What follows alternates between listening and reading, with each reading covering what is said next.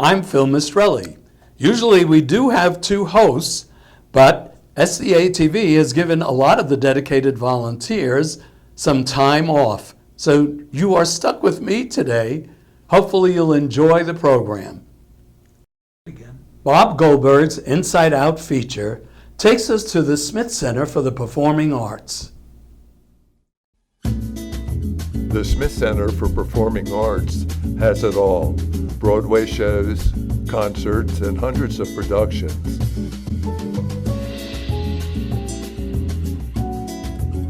Located in Symphony Park, the Smith Center joins the ranks of the Metropolitan Opera in New York, the Kennedy Center in Washington, D.C., and is internationally known. There were many players in its creation and financing. The City of Las Vegas and the Reynolds Foundation are only a few.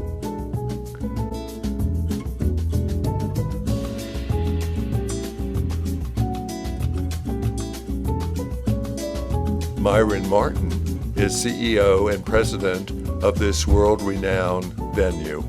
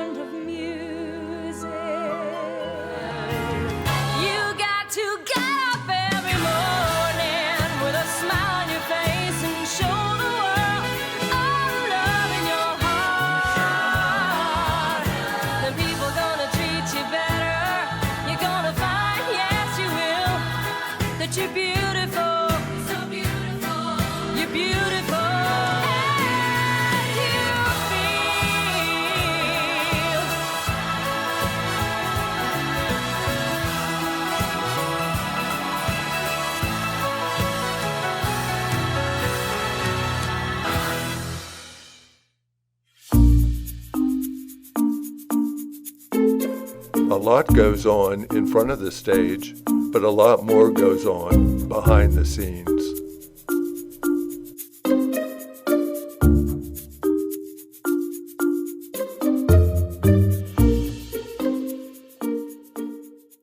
At the Smith Center, in addition to all of the beautiful artwork in Symphony Park and on site, the Art Deco design building and the unique bell tower, there is a statue to Fred and Mary Smith, who are members of the Donald Reynolds Foundation that contributed $150 million towards the concept and construction of this internationally known world stage.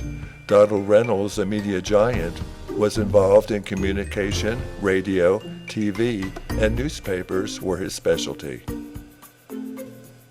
Donald Reynolds is known here in Las Vegas for the creation of the Review Journal. Through his generosity, Las Vegas once wanted and now has a permanent home for the Philharmonic and the Nevada Ballet, as well as a place for presenting all kinds of arts.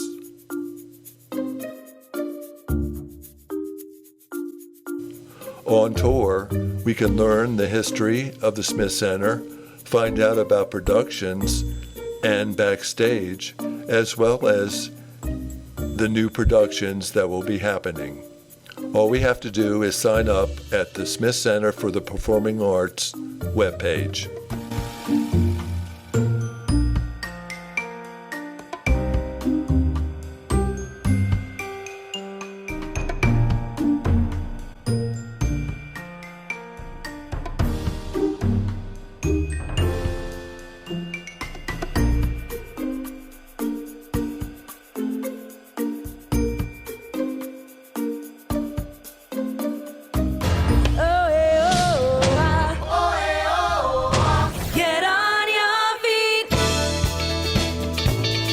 Not only does the Smith Center put on world-class productions, but they honor teachers for their fine service to our community.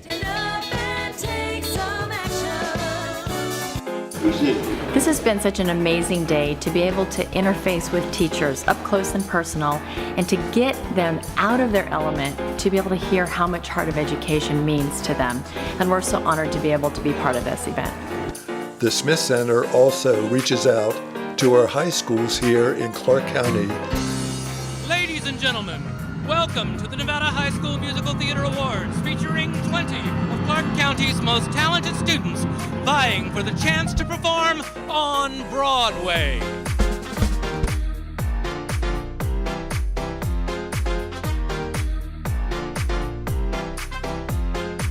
Bob Goldberg, SCA Television, Anthem Alive.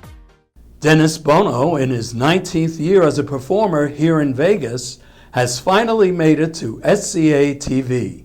And now, ladies and gentlemen, here he is, star of our show. Here's Dennis Bono.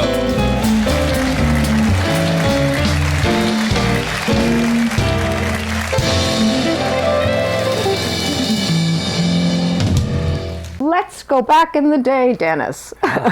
Where did you start out? Well, I was born in the Hartford area, yeah. And I think my first foray into show business was in kindergarten. Yeah, well, you know, most kids are doing songs like I'm a Little Teapot and songs like that. Yeah. I did an impression of Johnny Ray, who was big in the early 50s, where he did the song Cry on TV and he got on his hands and knees and ripped open his shirt. Well, I did that in show and tell because I thought that was the natural thing to do. They sent me home from school saying there's something wrong with this child. And obviously they were right, because here I am so many years later still doing the same thing. And were your family musical? Well, we played a lot of music in the household. Everybody sang, but nobody was professional. But there was a great love, you know, being an Italian, there was always music and food. And my grandfather was sort of dabbled on the accordion, and nobody was a professional. But everybody loved music, and when they were getting together, inevitably music was an integral part of the get-together.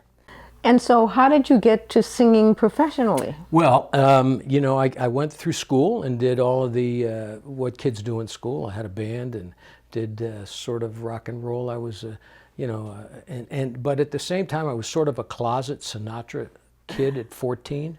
So my father's friends had a band, and they would play country clubs and weddings, and I was the 14-year-old that would tag along and would be allowed to sing with the band because I had a relatively good voice for a kid 14. And that's basically how I got started.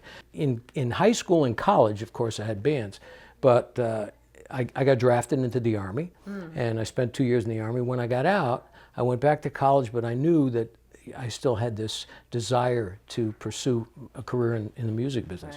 And I did. And so I went out on the road and learned my craft, so to speak, and the rest is sort of history. And I was thinking about it the other day, where I'm approaching, almost 50 years in the business. So, where was your biggest break? Well, certainly my biggest break was I had an album out that was getting airplay in Los Angeles. And I'd come off the road and became the entertainment director for Sonesta Hotel. And I got this call from a gentleman by the name of Jilly Rizzo. Oh, yes. And Jilly Rizzo was Frank Sinatra's, the brother that he had never had. Yes. And he was confidant. And he heard my album in LA and called me, and I said, really, this is, because I knew who Jilly Rizzo was. And I'm going, this is, and they said, well, we're coming to New York. I thought it was a joke. And we're coming to New York. So I went to New York, and there was Jilly, and a week later, I was in Los Angeles at Sammy Kahn's house, Academy Award-winning songwriter, and you know, that was my big break. Of course, you know, being mentored musically by Sinatra, even when he didn't even realize he was mentoring me, but having Jilly as my manager, and make a long story short, brought me to Vegas, and you know, here I am. And where is Here I Am? What are you doing these days? Well, I mean, obviously, you know, I still record. I just released a new album, and I have a 4 CD set coming out the first week of November. But I have this show, the variety show, the Dennis Bono Show, which will be starting its 19th year in February, and in 9 years here at the South Point, and it's nationally syndicated. It's on Armed Forces Radio Network. And now I have a new show. It's a Yes, one-on-one breakfast, show. It's with called Bono. it's called Breaking Bread with Bono. Breaking and Bread. and I do a one-on-one interview with celebrities, friends of mine, and we do it at the restaurant at the Bootlegger, and we don't have an audience, so it's more of a. People seem to think when they listen to the show, they feel like they're eavesdropping on a personal conversation, which seems to be what's making the show work. And where is your show, radio show? How do people hear? Well, there's so many platforms. I'm on a local station. I'm on KJUL. The Breaking Bread show will be on a new local station in the next week. But the other, I'm on the CRN radio network, which goes throughout the United States. And there are so many platforms now with internet and iTunes and YouTube and all that. So the show is on all of those. And we have 11 million listeners across the country. And we're on Armed Forces Radio Network too, which I'm very proud of, being a military person myself. Cindy Joseph, SCA Anthem TV, Anthem Alive. Up next is the Silver Spike ceremony celebrating the reconstruction of the Southern Nevada Railroad line between Boulder City and Henderson. The event was attended by several government officials and dignitaries. Hi, this is Phil Perry reporting from Boulder City. You know, it's been 30 years since the Boulder Branch Line has connected Henderson to Boulder City. And today is a particularly good Friday the 13th because we're here for the Silver Spike ceremony, which will reestablish the line between the two cities. The first gold and silver spikes were presented at Promontory Summit in 1869. And in 1930, Interior Secretary Wilbur drove another at Boulder Junction. The Boulder City Depot for incoming freight to build the dam was donated to the Clark County Heritage Museum in the 70s, where you can still see it today. And the Nevada State Railroad Museum at Boulder City began excursion trains in 2002. Excitement mounted for the dignitaries and guests aboard as we pulled up to the site for today's Silver Spike ceremony. Well, good morning. On behalf of the Nevada Department of Tourism and Cultural Affairs and the Division of Museums and History, welcome. I'm Peter Barton. I'm the administrator for the division. And in northern Nevada, we would call this breeze a zephyr. Not sure what you call it down here, but thanks for coming out this morning and taking a ride on the train as we celebrate placing the final spike to connect, or to more precisely reconnect, communities by a railroad that is steeped in Nevada and American history. So as part of this project, we're planning to construct a new museum complex across the Boulder City Railroad yard, a phased expansion that includes expansion of the existing trail system. See, the bridge off to your right will carry the pedestrian and bike path, or connect the Union Pacific Trail on the Henderson side with the River Mountain Loop Trail, and we hope to build a connection from the River Mountain Loop Trail through the museum. One of our other core partners in this project of connecting communities is the City of Henderson, and please give a warm welcome to Mayor Deborah March. Thank you very much, and what a thrill it is to be here with all of you today. We're making history here in Southern Nevada, and it's just such an important day for all of us. And it's not often that we celebrate turning back the hands of time, but today we're here to mark the return to the days when passengers could ride the rails between the city of Henderson and the city of Boulder City. Thank you, Governor Sandoval, for joining us today, and thank you to the organizers for this event for allowing me the opportunity to join you as well. Good afternoon, everyone. Peter, you've all got me nervous now. But no, really excited, really a privilege. You know, it's really been a pleasure listening to all the speakers, and we're talking about a day where we're making history, but we're also restoring history. This is a day when you drive by, you can look over and see that you really created a legacy here and that you had a piece of history. I was going to speak as long as I can so you guys forget about me driving that spike on the first strike. Now, we all ready? We're in place? 1, 2, you got to give it a little more than that. 3.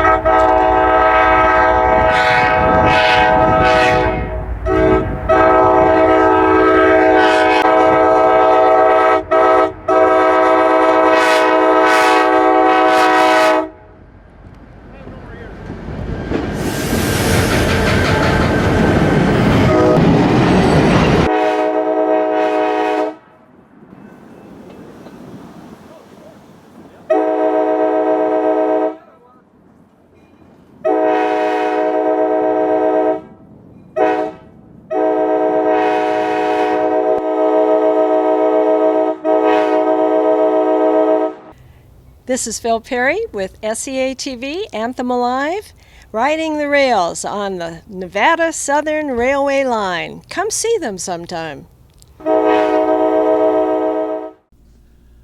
Former Las Vegas Mayor Oscar Goodman is flamboyant, outspoken, and an unabashed lover of fine cigars. Let's see what Oscar is up to these days. Hi everybody, this is Judy Lloyd from Sun City Anthem, and I'm delighted to introduce you to the Honorable Oscar Goodman, who has had a long reign in Las Vegas. Well, I am on a short leash, though, at home. On a short lease. Okay. Well, please indulge us on your illustrious career, both as a politician Judy, and an attorney. And don't let tell all the good parts. Look, everything's been good. I'm a very lucky fellow. My whole life has been blessed. I don't say that lightly. I think many of your viewers are of an age similar to mine, where you probably remember the comic strip, Little Abner. And there was a character in Little Abner by the name of Joe Blifstick. And Joe Blifstick, wherever he walked around, there was a cloud over his head, and it would rain. I'm the opposite of Joe Blifstick. Wherever I went, from the time I was a little boy until today, the sun shines. So I've been very lucky. I came out here with my wife from the East Coast. And what year was that? 1964. Okay. Had gotten married while I was in law school at the University of Pennsylvania. And the day that I finished the bar exam, the two of us got in the car. We drove across the desert, stopped at the top, and saw a couple of twinkling lights out there. And she said, "Where have you brought me?" And I said, "To the land of milk and honey." She says, "I knew it. My parents were right. I should never have married you." And that's the way we started. So I called my wife and 4 children together, and I said, I have to do something different. And they said, "What do you have in mind, Dad?" I said, "I think I'd like to run for mayor." Well, they never heard me say that before, and they said, "Well, we have to have a vote because we always had a vote." Democratic society. Well, it was a very democratic family, and we had a vote, and the 4 kids voted against me. Carol and she abstained. I said, "Why?" They said, "Dad, there's no way you can win. You have more baggage than the Skycaps out at McCarran." I said, "Not true." I said, "People in Las Vegas, they know what I do, and they know I've never crossed the line, and I may be tough, and I may fight, and I may be a loudmouth, and I may be a lot of things that people may not like, but I am respected by the other side. Maybe not liked, but respected." And it's interesting. I got the pleasure of interviewing the CEO of the Mob Museum, which he's very good. you started. Jonathan Ullman, yep. So how did that all come to be? Well, I'll tell you something. The day I'm elected the mayor, before I took care of my movie career, that was the first thing I did. Oh, yeah, you didn't tell us about the movie theater. But that was the first thing I did. The day I'm elected, I get sworn in, and I go up to the 10th floor where the mayor's office was, and I look out the window, and there's this old U.S. courthouse and post office building, which is about a block from the old city. We went there.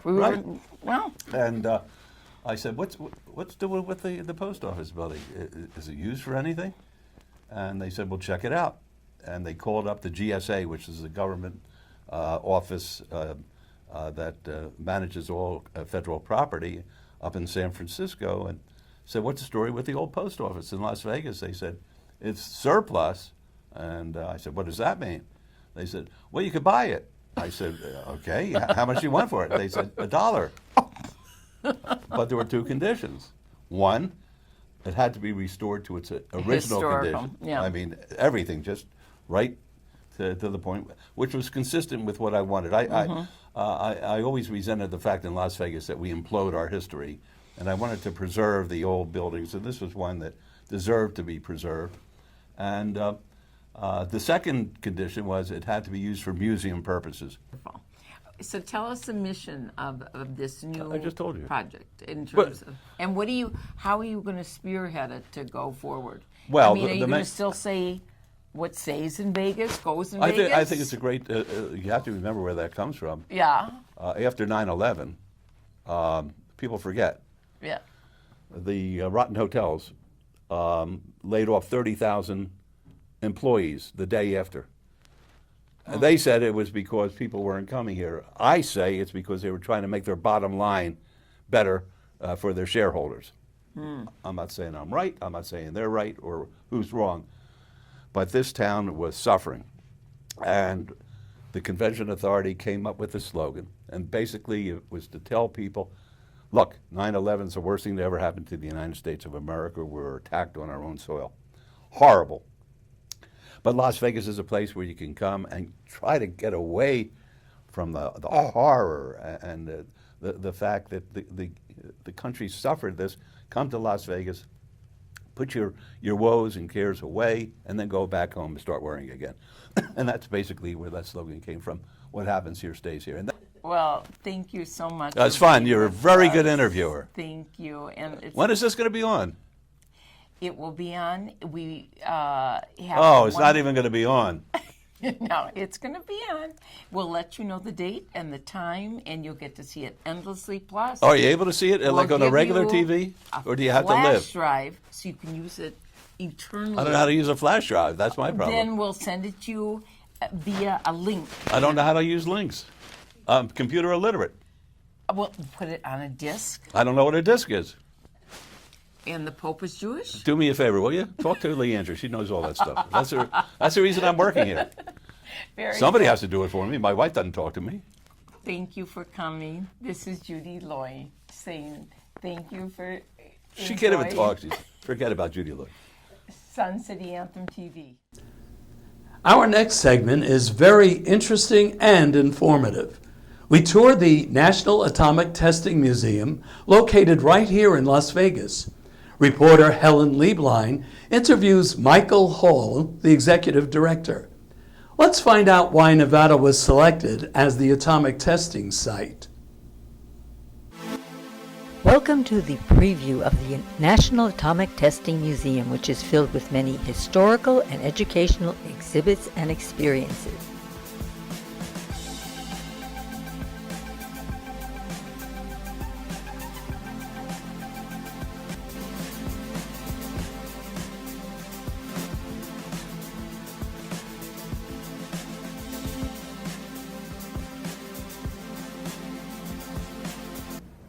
What is the purpose of this museum? What interests the public so much to come here?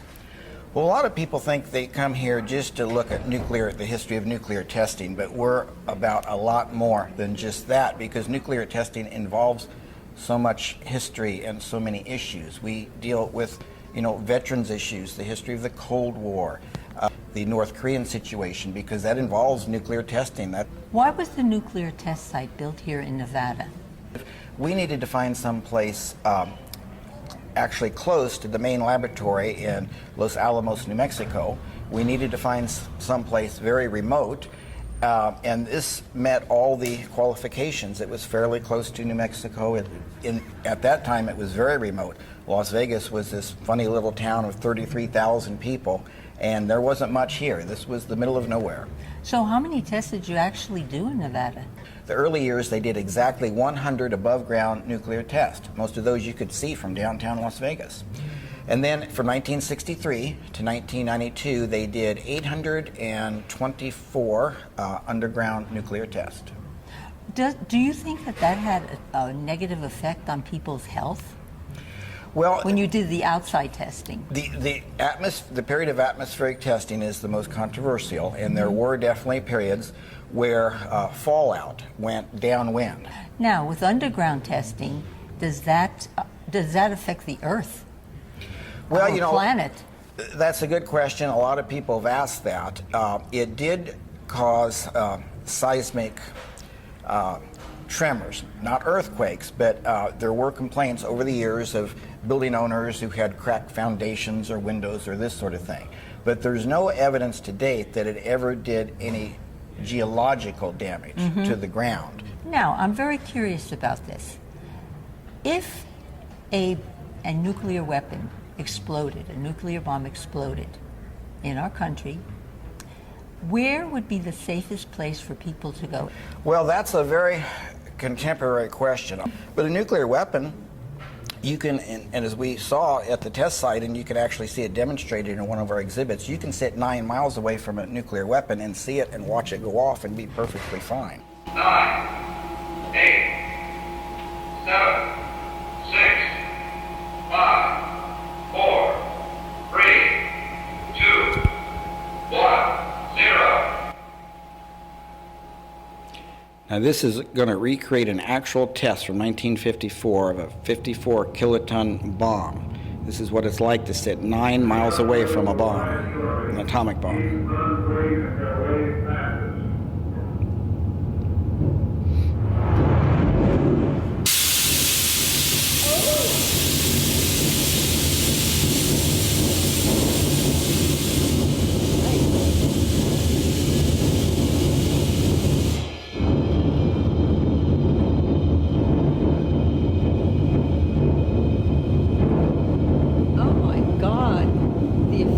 That was really amazing.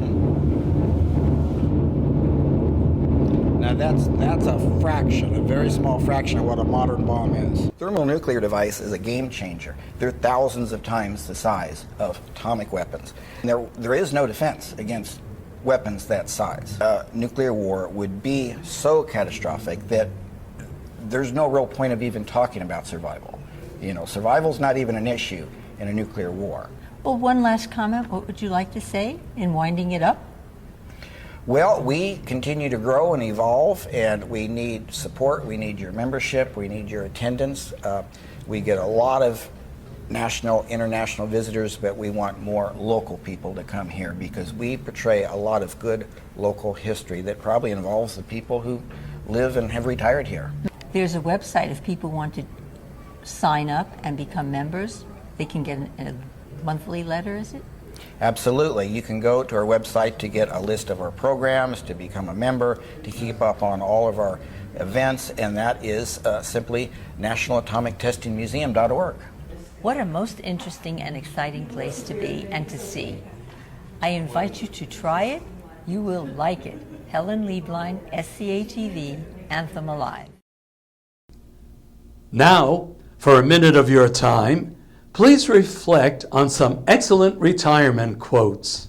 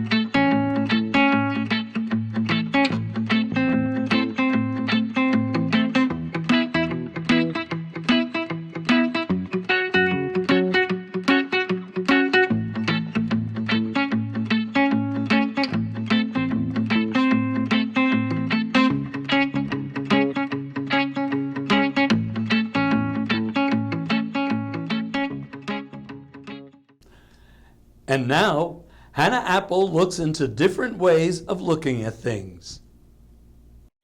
Two guys were discussing popular family trends on sex, marriage, and family values. Bill said, "I didn't sleep with my wife before we got married. Did you?" Larry replied, "I'm not sure. What was her maiden name?" Oy. A little boy went up to his father and asked, "Dad, where did my intelligence come from?" The father replied, "Well, son, you must have gotten it from your mother, 'cause I still have mine." Mr. Clark, I have reviewed this case very carefully, and I have decided to give your wife $775 a week in the divorce. That's very fair, Your Honor, and every now and then I'll try to send her a few bucks myself. A doctor examining a woman who had been rushed to the emergency room took the husband inside and said, "I don't like the looks of your wife at all." "Me neither, Doc, but she's a great cook and a very good with the kids." An old woman goes to the wizard to ask him if he can remove a curse she has been living with for the last 40 years. "Maybe you will have to tell me the exact words that were used to put the curse on you." The old woman says without hesitation, "I now pronounce you man and wife." 2 reasons why it's so hard to solve a redneck murder. 1, the DNA all matches, and 2, there are no dental records. A blonde calls Delta Airline and asks, "Can you tell me how long it'll take to fly from San Francisco to New York City?" The agent replies, "Just a minute." "Thank you," the blonde says and hangs up. 2 Mexican detectives were investigating the murder of Juan Gonzalez. "How was he killed?" asked one detective. "With a golf gun," said the other detective. "A golf gun? What is a golf gun?" "I don't know, but it sure made a hole in Juan." Mo, "My wife got me to believe in a religion." Joe, "Really?" Mo, "Yeah, until I married her, I didn't believe in hell." A man is recovering from surgery when the surgical nurse appears and asks him how he is feeling. "I'm okay, but I didn't like the 4-letter words the doctor used in surgery." "Well, what did he say?" asked the nurse. "Oops." While shopping for vacation clothes, my husband and I passed a display of bathing suits. It had been at least 10 years and 20 pounds since I had even considered buying a bathing suit, so I sought my husband's advice. "Well, what do you think? Should I get a bikini or an all-in-one?" "Better get a bikini," he said. "You'll never get it all in one." He's still in intensive care. The graveside service just barely finished when there was a massive clap of thunder, followed by a tremendous bolt of lightning, accompanied by even more thunder rumbling in the distance. The old man looked at the pastor and calmly said, "Well, she's there." Hope you enjoyed these little ditties. They were all meant in good humor and not meant to offend anyone. Come back again, and if you have any monologues or humorous quotes to send, please do so. This is Hannah Apple signing off. Now that you're in a laughing mood, let's end this week's show with some elevator humor.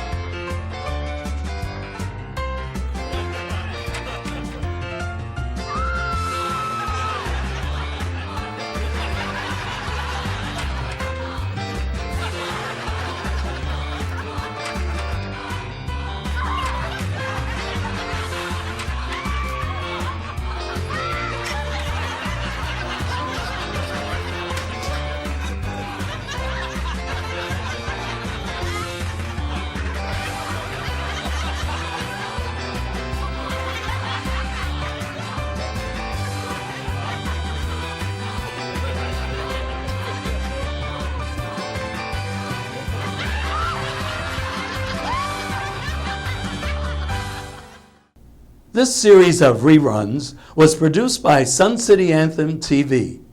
All the dedicated volunteers at SCA-TV would like to thank you for watching.